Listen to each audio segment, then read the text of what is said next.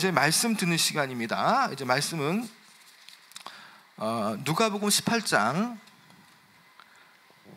35절부터 43절까지 말씀 함께 보겠습니다.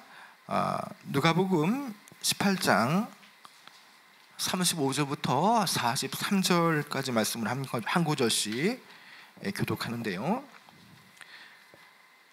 자, 제가 먼저 35절 말씀 먼저 읽겠습니다.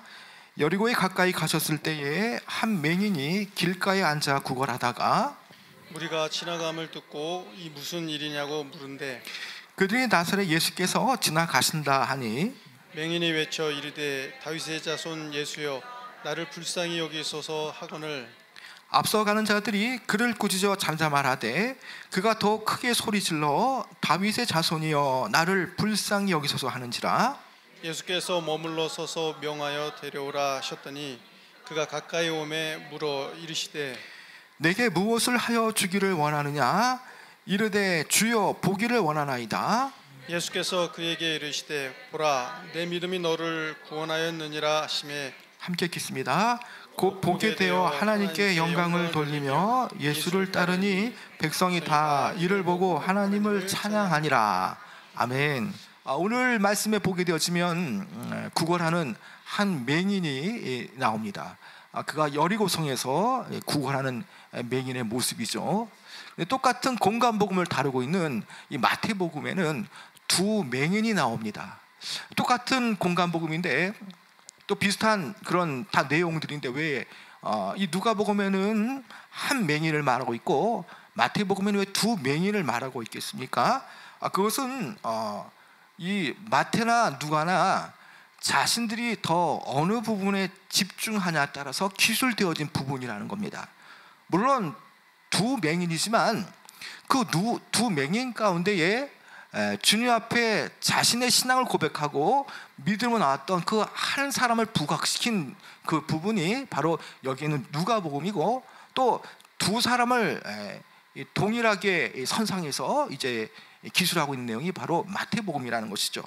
어쨌든 이 누가복음의 저자 누가는요 두 사람 가운데 그 한 사람 이 마가복음에서 이 한 맹인을 바디메오라고 하는데 이 바디메오에 대해서 집중하여서 이 기술하는 과정 속에서 아마도 한 맹인이라고 이렇게 지금 기술된 것을 우리가 이제 이해하시면 될 것 같습니다. 여러분 이 예수님께서 여리고로 지나가실 때에 무리들과 함께 이제 가시게 되어지죠. 이 맹인이 이 무리들이 떼를 지어가는 그런 소리를 듣고 그들에게 무슨 일이냐고 이렇게 묻습니다. 자, 그때에 그 무리들이 그 맹인에게 나사렛 예수께서 지나가신다라는 말을 하죠. 자, 그런데 그 소리를 듣던 이 맹인 바디메오가 어떤 반응을 보이고 있느냐는 겁니다. 여러분 그가 어떤 반응을 보이고 있습니까? 여러분 그 내용이 38절에 나오는데요. 여러분 38절 한번 읽어볼까요? 38절 시작. 맹인이 외쳐 이르되 다윗의 자손 예수여 나를 불쌍히 여기소서 하거늘.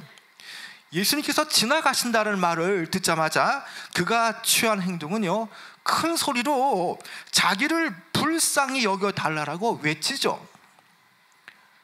그가 왜 이런 반응을 이렇게 했겠습니까? 그는요 분명 나사렛 예수님에 대한 그런 소문을 익히 들었던 것 같습니다. 그래서 다윗의 자손 예수님께서는 병 고치는 능력도 있으시고 그분은 자신의 그 눈을 뜨게 하실 수 있다는 그런 능력을 가지신 분인 것을 그는 알았던 것이죠. 자, 그래서 무리들이 예수님 가까이 지나칠 때에 그는 자신이 할 수 있는 범위에서 큰 소리로 예수님께 외치는 것입니다. 나를 불쌍히 여기소서라고 외치는 거죠. 여러분 어찌 보면 이 시간은요 이 바디메오 맹인에게 있어서 정말 이 두 번 다시 오지 않을 그런 큰 기회라는 겁니다.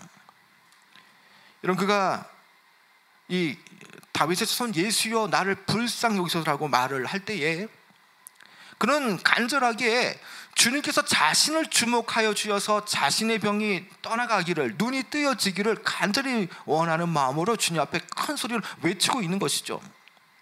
사실 결과적으로 보면요, 이 기회는 두 번 다시 돌아오지 않는 기회입니다. 여러분, 왜 그렇습니까? 지금 예수님께서 이 여리고를 지나가는 이 길은 어떤 길입니까? 예수님께서 돌로로사 비아 돌로로사, 이제 골고다 길을 가기 위해서 예루살렘에 들어가셔서 십자가를 지셔야 할 그 과정 중에 지나치는 그 여리고 길이라는 것이죠. 말 그대로 주님께서 이 여리고를 지나치시게 되면 곧바로 예루살렘으로 입성하게 되어지시고, 그리고 십자가를 지셔야 되기 때문에 어떠한 부분에서는 지금 이 시간은, 이 타이밍은 예수님의 공생애의 마지막 부분이 되어지는 겁니다.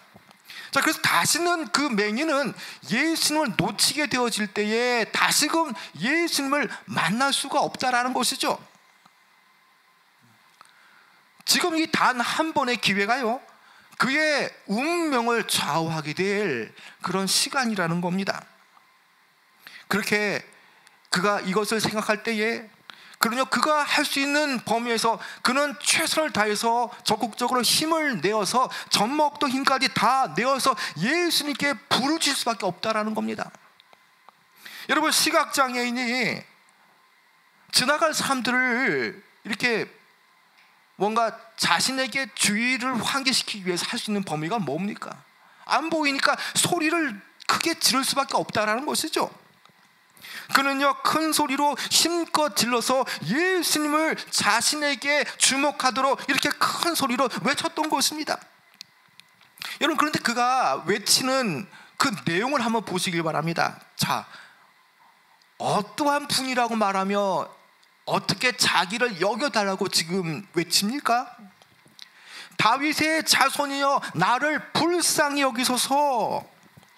여러분, 나를 불쌍히 여기달라는 거는요, 자신의 그 처지가 너무나 절망적인 상태임을 말해주는 것 아닙니까?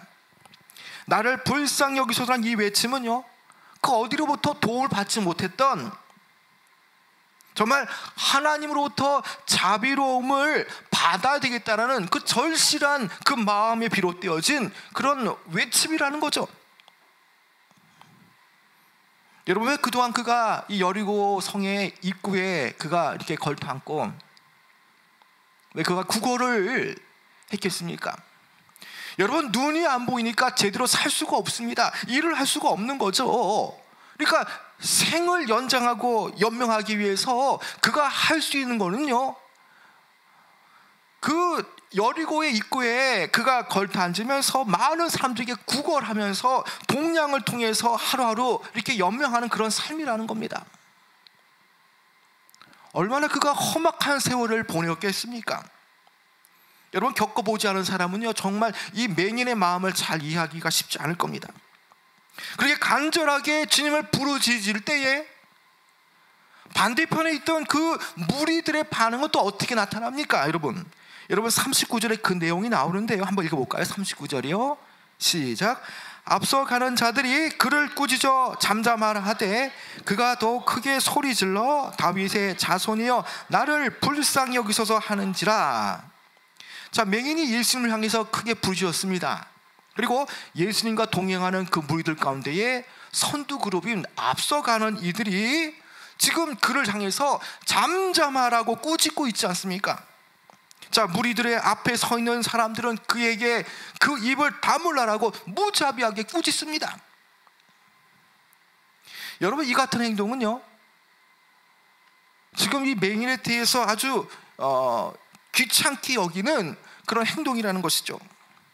예수님께서 함께 지나가는 그 무리들이 볼 때에는 지금 이 맹인이야말로 하찮고 너무나 성가신 예수님께서 생각할 때에 그래도 지금 이 사람이 예수님의 가는 길을 막는 것, 이거 너무 성가신 일을 하는 건 아닌가 지금 여기고 있는 겁니다.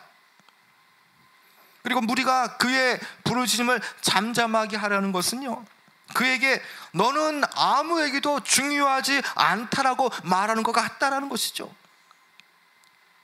여러분, 왜 지금 여기 있는 무리들 가운데에 예수님과 앞에서 선두그룹으로 가고 있는 앞서가는 이들이 왜 이구동성으로 그 입 다물라라고 꾸짖고 있느냐는 겁니다. 지금 그들이 보기에는요, 지금 예수님은요, 영광스러운 그 세속적 메시아 왕국을 건설하기 위해서 예루살렘으로 가시는 것을 그들은 믿고 있는 것이죠. 그들의 메시아가는요, 영적인 하나님의 나라 구원을 이루실 그런 메시아로 보는 것이 아니라 그들은 다 이방인의 압제로부터 로마로부터 해방시킬 이스라엘의 그 나라 국가적인 그런 이 세속적인 그 왕국을 회복시킬 왕으로 그들은 여겼다라는 것입니다. 그래서 그들은 한시라도 빨리 예수님께서 예루살렘으로 입성하시길 바랬을 겁니다.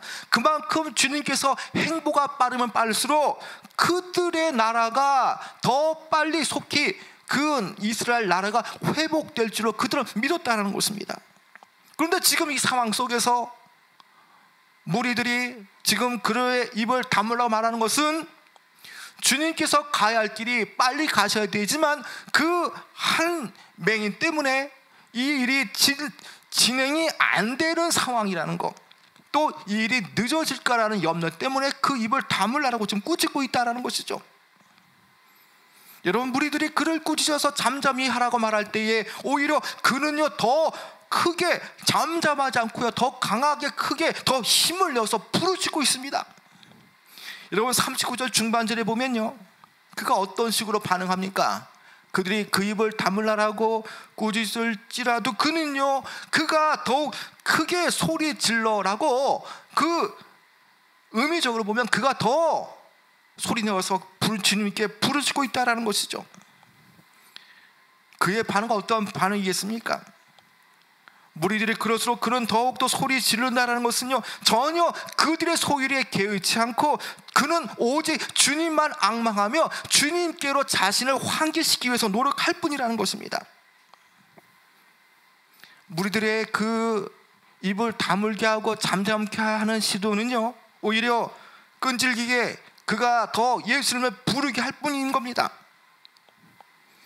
여러분, 여기 마태복음 18장에 나오는 이 바디메오 맹인가, 이제 19장으로 가게 되어지면 세리 삭개오가 나오게 되어지죠.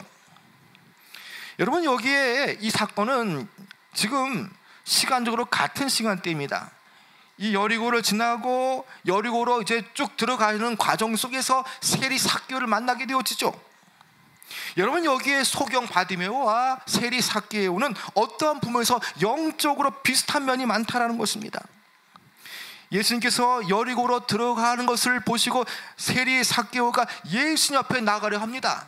자, 그런데 그가 무리들의 움직임 속에서, 무리들의 움직함 속에서 감히 예수님께 나갈 수가 없습니다.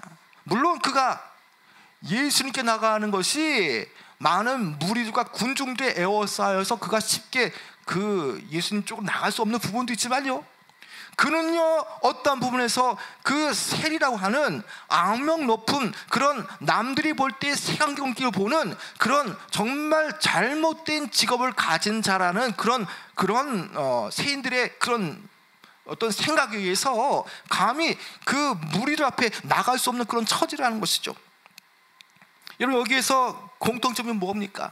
세리 삭개오와 바디메오, 맹인 바디메오가 주님께 나가려고 할 때 지금 못 가게 하는 그 원인이 뭐냐는 겁니다. 다 영적인 장애물이 있다라는 겁니다.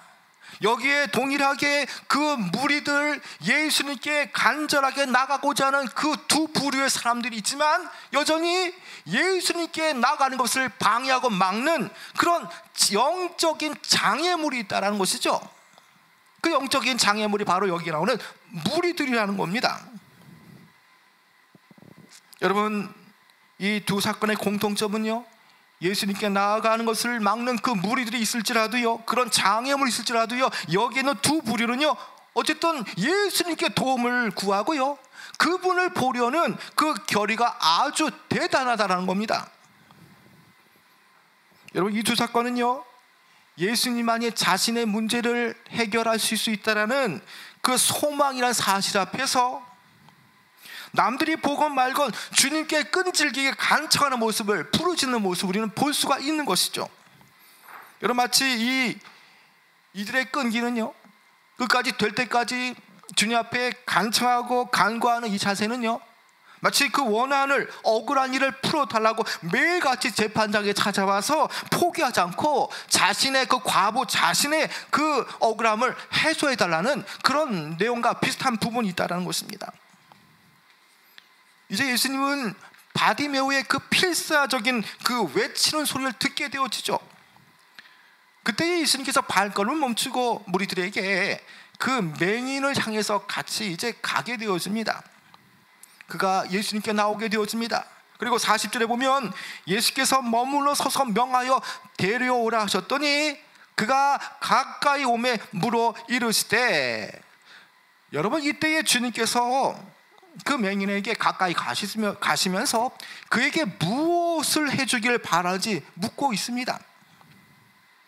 비록 무리들은 그 맹인이 소리 지르는 것을 꾸짖고 주님 앞에 나가는 것을 그들은 막았지만 오히려 예수님은 따뜻하게 그의 간청을 들어주시죠.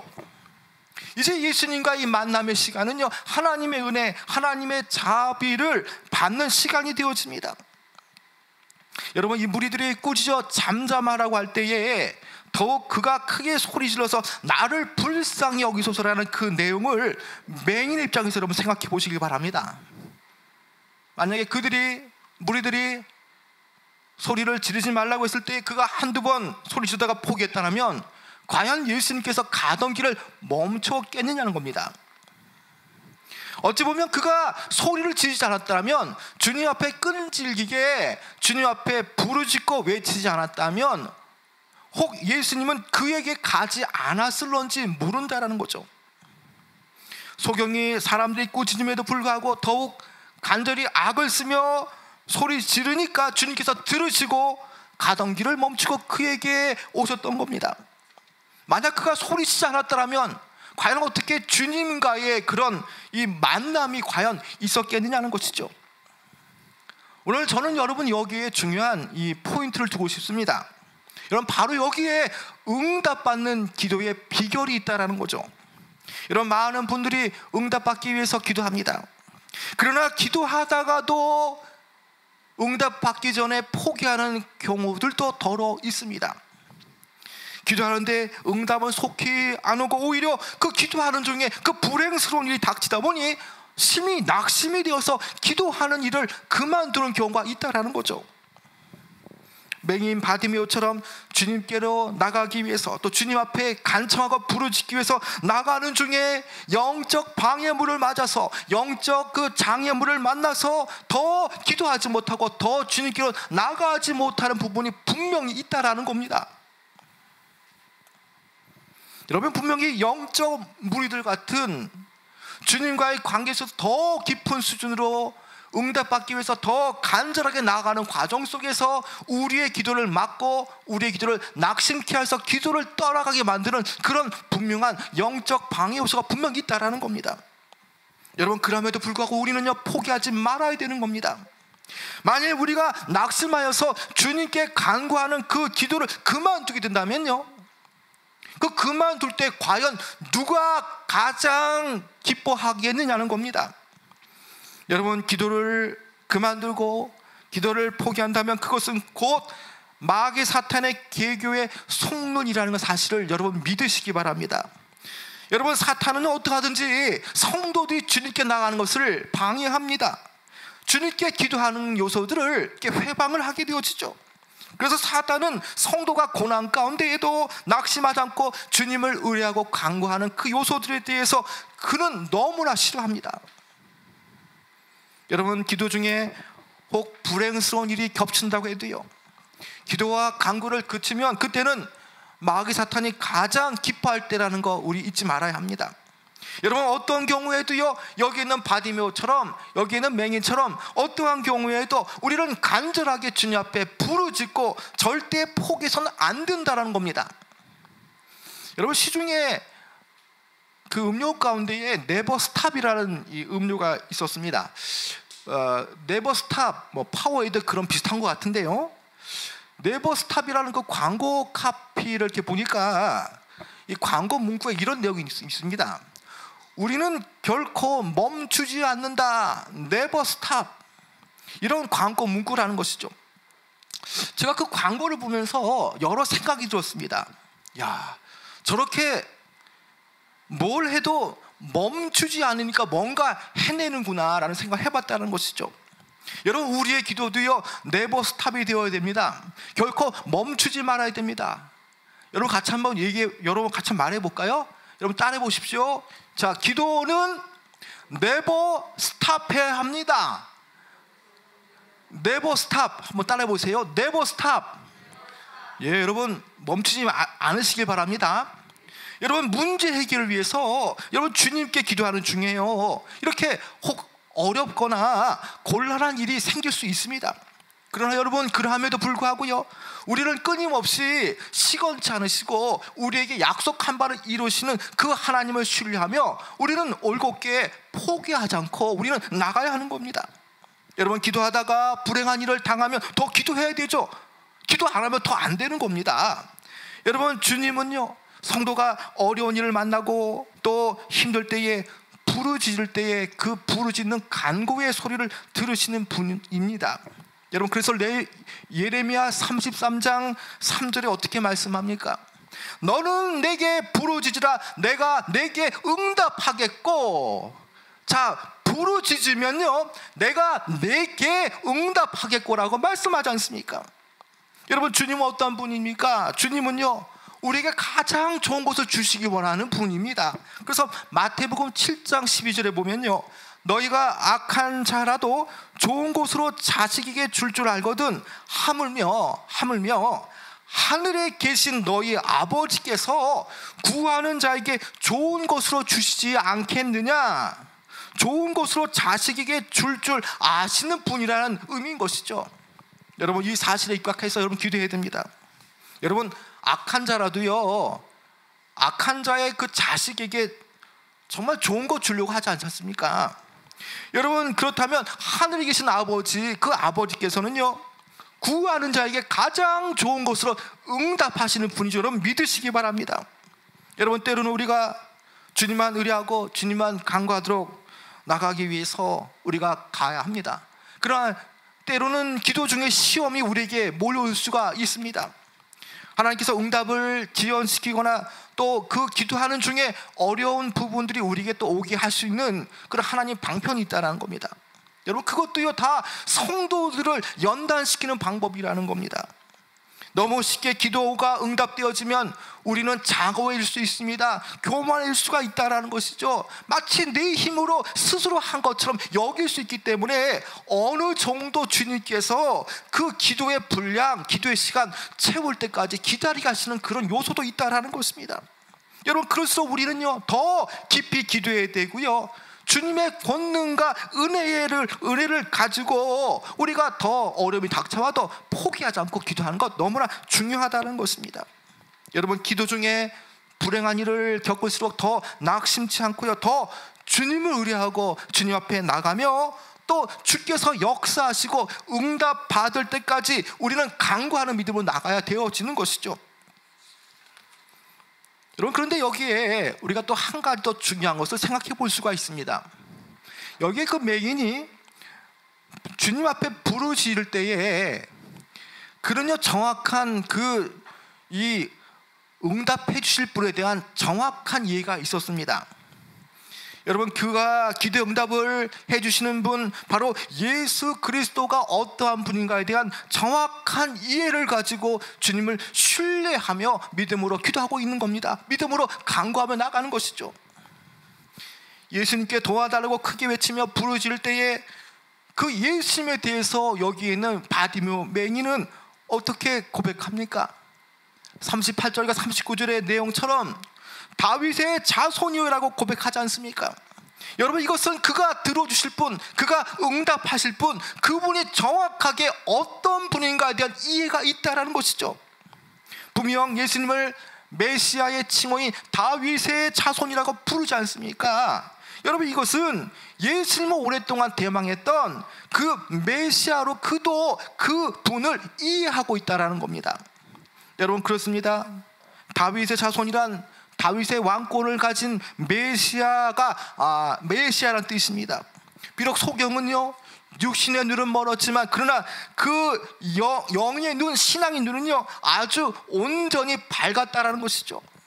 바리새인들처럼 예수님을 오신 메시아로 여기지 않고 한낱 선생으로 불렀던 그런 바리새인과 달리 그는 정확하게 자신의 간구를 들어주시는 그분이 어떠한 분인가에 대한 정확한 이해를 가지고 주님 앞에 지금 간구하고 있다는 것입니다. 이제 예수님께서 맹인에게 가까이 오실 때에 그에게 무엇을 하여 주시기를 원하냐고 묻습니다. 여러분 41절에 그 내용이 나오는데 같이 한번 읽어볼까요? 41절 시작. 내게 무엇을 하여 주기를 원하느냐 이르되 주여 보기를 원하나이다. 내게 무엇을 하여 주기를 원하냐 질문은요 어떤 부분에선 예수님께서 그에 대한 테스트입니다. 그저 단순히 한 푼 두 푼 적선을 받는 것을 원하는지 아니면 그의 근원적인 그 어려운 상황이 주님 앞에 해결되어지길 원하는가를 지금 묻는 모습이죠. 그는요 예수님 마음을 이해하고 있듯이 그는 예수님 마음을 읽기라도 하듯이 그는요 아주 서슴없이 주저하지 않고 그는요 주여 보기를 원합니다 라고 말합니다. 여러분 그의 어법은요 주여 보기를 원합니다 이 의미는요 그가 평소에 눈뜨기를 얼마나 갈망했는지를 보여주죠.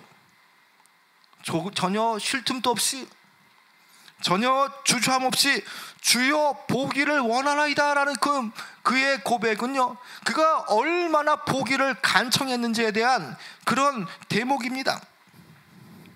주여 눈을 떠보기를 원합니다 라는 표현은요 그의 소원에 대한 구체적인 표현입니다.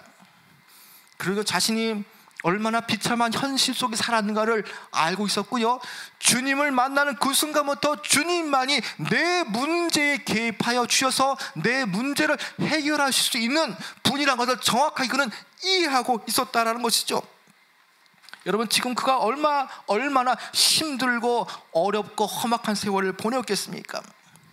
늘 사람들이 많이 다니는 그 사거리 앞에서 그 돈을 구걸하며 하루하루 연명했던 인생 아닙니까? 이제 그가 눈만 뜰 수 있다라면 정말 그 눈을 뜨게 하는 그분을 만나게 되어진 상황 속에서 이제 그의 꿈이 이제 이루어지는 상황에 놓여지게 되었습니다. 그는 이 세상이 아닌 우주 만물에서 유일하게 자신의 꿈, 자신의 소원을 이루어 주시고 실현해 주실 그 분을 만나게 되었고 그분 앞에 서 있게 되어진 것이죠. 만약 그가 정확하게 이분이 어떠한 분인가를 알지 못했다면 또 그 일이 실제로 이루어질 수 있다는 사실을 믿지 않았다면 그는 그가 보기를 원하는 것을 요청하지 않았을 겁니다. 보기를 원했다는 것은 예수님만이 자신의 볼 수 있게 하실 수 있다는 그 능력의 주임이라는 것을 그가 알았던 것이죠. 그의 고백을 들으신 후에 예수님께서 그의 믿음을 칭찬하십니다. 여러분 42절 읽어볼까요? 시작. 예수께서 그에게 이르시되 보라 내 믿음이 너를 구원하니라 하시매. 여기 보면요 내 믿음이 너를 구원하였다는 표현은요 사실 내 믿음이 너를 고쳤느니라는 표현으로도 봐도 무방합니다. 그러나 이것은 이중적인 의미입니다. 육신적으로 그의 이 눈이 고침받는 것뿐만 아니라 그가 믿음으로 주님 앞에 반응했더니 그가 주님 앞에 덤으로 영적인 구원까지도 받게 되어진 것을 말하는 것이죠. 이런 이적 사건을 통해서 그는 정말 그가 눈이 뜨여지는 그 순간부터 다윗의 자손 예수님은 정말 구원하는 능력이 있음을 그는 실감하게 되어졌다는 것입니다. 여러분 오늘 이 내용을 보면요 정말 믿음으로 반응하고 또 응답받기를 원하는 과정 속에서 그 응답해 주실 분이 어떠한 분인가를 정확하게 이해하며 기도하는 것이 얼마나 중요한가를 우리에게 보여주는 그런 말씀입니다. 예수님께서 그의 믿음을 아주 공개적으로 칭찬하십니다. 내 믿음이 너를 구원하였느니라. 여러분 예수님께서 그의 믿음을 칭찬한 것은요 단순히 그가 예수님이 다윗의 자손이라고 하는 그 기존론적인 고백을 말한 것에 대해서 칭찬한 바가 아닙니다. 주님께서 그의 믿음을 칭찬한 것은 어떠한 경우에도 꺾이지 않고 불굴의 의지를 가지고 믿음으로 주님 앞에 달려와 간구하고 요청했던 그 믿음을 주님은 칭찬하셨다는 거죠. 여러분, 주님에 대한 분명한 이해가 있는 자들, 주님께서 우리에게 기도하는 것을 다 이루어 주실 것을 아는 이들은요, 결코 포기하지 않는 믿음을 가지는 이들입니다. 분명히 그는요, 예수님에 대한 그 분명한 믿음을 가졌기 때문에 그는 큰 유익을 얻게 되었습니다. 여러분, 그런 차원에서 믿음의 기도는요, 우리의 의무이자 또 그리스도와 그분의 보물함을 여는 그런 유일한 도구가 되어집니다. 지금 우리 주님은 우리 가까이에 있습니다. 그분께 나가기만 하면, 그분께 나가서 믿음으로 외치기만 하면 하나님은 하나님의 자녀들에게 은혜의 소낙비를 부어주실 그런 준비가 다 되어 주었습니다. 그러나 문제는 주님 앞에 응답받기 위해서 우리 편에 요구받는 것은요, 믿음을 요구한다는 겁니다. 여러분, 주님께서 우선으로 요구하신 것은요, 믿음의 기도고요, 기도할 때 얼마큼 주님을 신뢰하느냐, 그것을 주님은 우리에게 묻고 있다는 겁니다. 마태복음 9장 2절에 보면 중풍병자를 고치시는 사건이 나오죠. 자, 말씀에 침상에 누운 중풍병자를 사람들이 데리고 오거늘 예수께서 그들의 믿음을 보시고 중풍병자에게 이르시되 작은 자야 안심하라, 내 죄사함을 받았느니라. 여러분, 중풍병자 친구들이 그 중풍병자를 데리고 오지 않습니까? 그때 예수님께서 그들을 고쳐주실 때에, 그를 고쳐줄 때에 그의 무엇을 봤습니까? 그 친구들의 믿음을 보았다라는 겁니다. 주님께만 내 친구 중풍병자를 데리고 가게 하면 주님께서 능히 고쳐주시라는 그 믿음을 가지고 나갔다는 것이죠. 주님은 그의 믿음을 보았고 그 믿음대로 그들을 고쳐주셨다는 것입니다. 만약에 그들이 믿음으로 반응하지 않았다면 아마도 그 중풍병자는 고침받지 못했을 겁니다. 예수님께서 백부장에게 이렇게 또 말씀하지 않습니까? 자, 이스라엘에 이만한 믿음을 본 적이 없다라고 말씀하신 이유가 뭡니까? 백부장의 종이 병들어서 이제 백부장의 하인을 통해서 예수님께 청하러 갑니다. 내 종이 죽게 되었습니다. 주님 고쳐달라고 요청할 때에 주님께서 백부장의 집으로 향하실 때에 백부장의 하인 중에 일부가 이제 예수님께서 백부장님의 집으로 오신다라는 소식을 듣게 되었습니다. 그래서 인편으로 주님, 저희 집에 오지 않고 그 자리에서 말씀만 하셔도 내 종이 낫게 납니다, 낫겠습니다 라는 그런 고백을 하지 않습니까? 주님의 그 향한 그 고백, 주님이 오시지 않아도 지금 그냥 그 자리에서 말씀만 하시면 내 종이 낫게 되어질 겁니다라는 그 믿음, 그 믿음을 예수님께서 보시고 이스라엘에 이만한 믿음을 본 적이 없다라고 말씀하지 않습니까? 여러분, 결국 응답받는 비결은요, 어떤 경우에도 믿음이 전제되어진 기도입니다. 성도는 믿음의 눈으로 주님의 약속을 붙잡고 기도하는 이들이죠. 그래서 여러분, 부르짖고 또 부르짖으라, 내가 내게 응답하겠고 내가 알지 못하는 크고 비밀한 일을 내게 보이리라는 말씀처럼 예레미야 33장 3절의 말씀 우리는 분명하게 마음판에 새겨야 하는 것입니다. 여러분, 기도하면서 우리가 여러 장애를 만날 수 있습니다. 우리가 내일부터 특세에 참여할 때 여러 많은 요소들이 주님과의 깊은 관계로 들어갈 때에 우리를 분명하게 저해하고 방해하는 그런 영적 무리들과 같은 그런 요소들도 우리에게 개입되어질 겁니다. 여러분, 그러나 주님 앞에 우리가 간절히 나가기만 하면 주님은 우리의 그 간구와 소리를 다 듣고 계십니다. 혹 우리가 알아채지 못해서 주님께서 다 듣지 못하시는 것처럼 여겨지지만 그렇지가 않다라는 것입니다.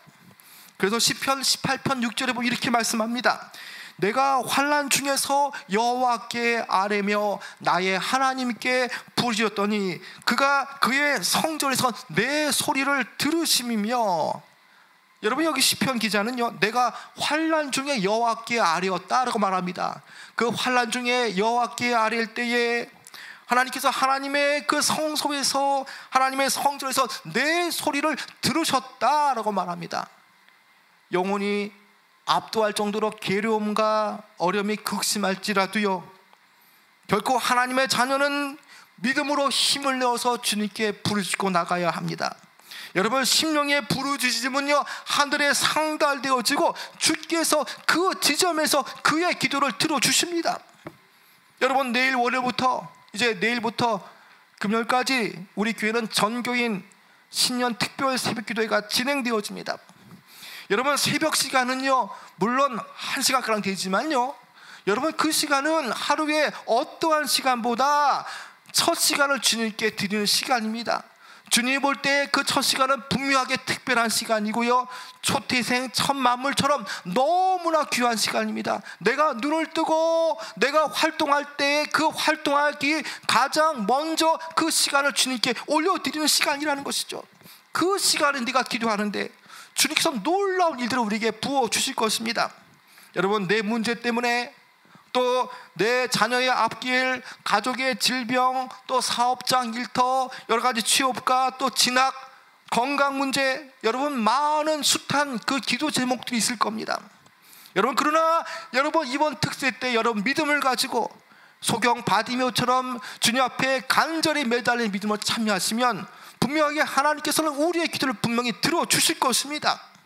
여러분, 믿음은요 바라는 것의 실상이라고 말하지 않습니까? 바라는 것이 실상이 되어지는 것, 그것은 믿음으로 우리가 반응할 때에 내가 바라는 것이 현재화되어지는 실상이 되어질 수 있는 것입니다. 여러분, 그래서 요한복음 14장 13절에 보면요, 너희가 내 이름으로 무엇을 구하든지 내가 시행하리라. 여러분, 우리가 주님 앞에 주님의 이름으로 주님을 향한 믿음으로 구하면요 주님께서 일하십니다. 또 시행하신다라는 겁니다. 여러분, 이번 특세 기간에 온전히 주님을 의지하시길 바랍니다. 의심하지 않길 바랍니다. 여러분, 바랄 수 없는 중에도 믿음으로 나가며 주님께서 하시는 것을 바라보며 여러분 소망을 품으시길 바랍니다. 여러분들이 바라는 것, 여러분들이 원하는 것이 실상이 될 수 있도록 여러분 다 참여하시고, 또 기도할 때에 의심하지 않는 기도, 정말 이 바라는 것이 실상이 되어지는 믿음으로 기도하시기 바랍니다. 여러분, 제가 새벽에 기도할 때에 여러분들에게 말하는 부분이 뭡니까? 제가 많이 얘기하지 않습니까? 목사가 새벽 기도할 때에 성도들의 기도 카드를 보고 기도할 때에 의심하지 않습니다. 기도를 하고요 그냥 덮어버립니다. 하나님께서 하실 것을 믿고 그냥 의심하지 않고 그냥 기도하는 것이죠. 여러분, 그렇습니다. 우리가 의심하지 않고 믿음으로 간구할 때에 하나님의 놀라운 은혜가 덧입어지는 응답받는 귀한 시간이 분명히 이번 신년 특세 때 역사하실 줄 믿습니다. 여러분 다 참여하셔서 이번에 정말 어떤 가정 하나하나가 다 응답받고 정말 하나님의 살아계심을 체험할 수 있는 귀한 특별 새벽 시간 되어지길 주님으로 축복하고 축원합니다.